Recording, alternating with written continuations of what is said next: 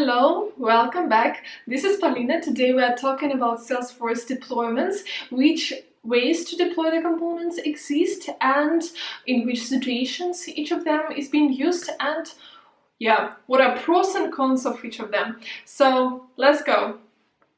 So the first one is change set.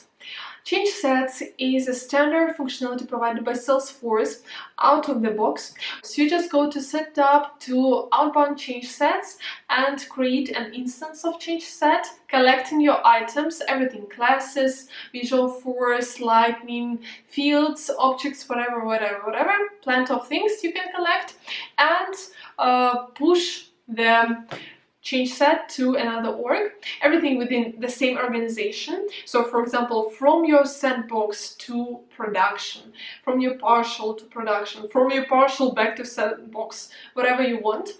And on this org it will be received within just 5-10 minutes, depending on the size of the change set, and deployed.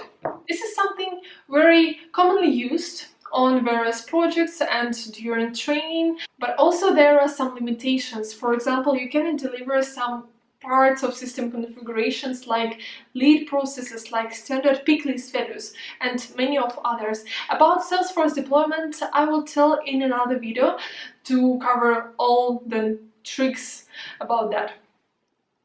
The next deployment is via package API deployment.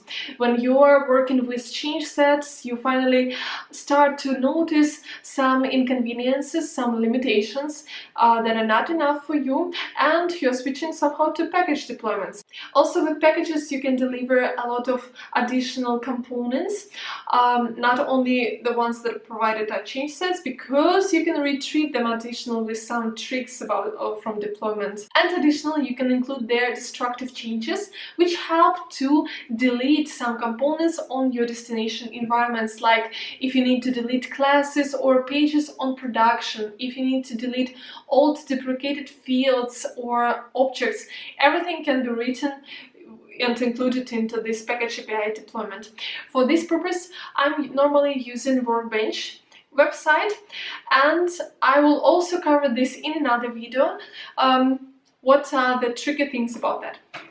Also, the packages are quicker and you definitely know what to deliver.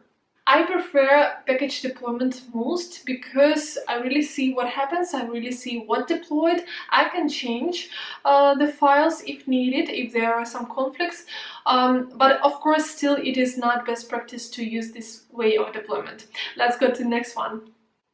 Anti-migration tool is used for more advanced developers. If you don't want to have dependency from any external resource like Workbench, then you are installing a few programs to your computer. So here you will need Java JDK, ANT and ANT-migration tool, and as a result you will have a command line, this exactly ANT-migration tool, which will be used for delivering your package to other organizations. Here you can deliver also your changes not only within one org but within any organizations, and this is quicker compared to change sets, as well as package deployment is also quicker than change sets. So also being used by some developers on some projects.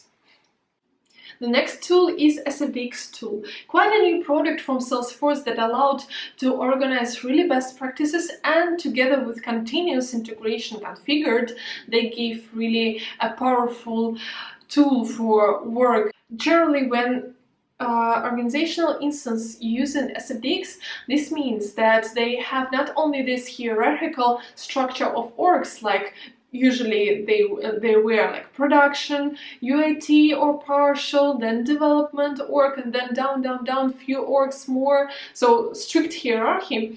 With SFDX they organize it absolutely in a different way.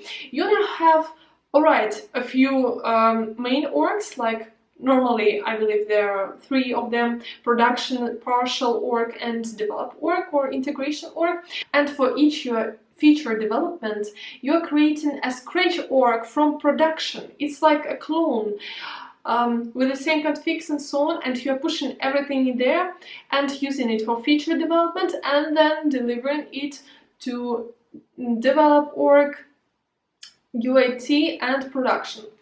So this organization is different, and these all can be organized very good with continuous integration. And here we'll go SFDX deployment tool. So this is like command line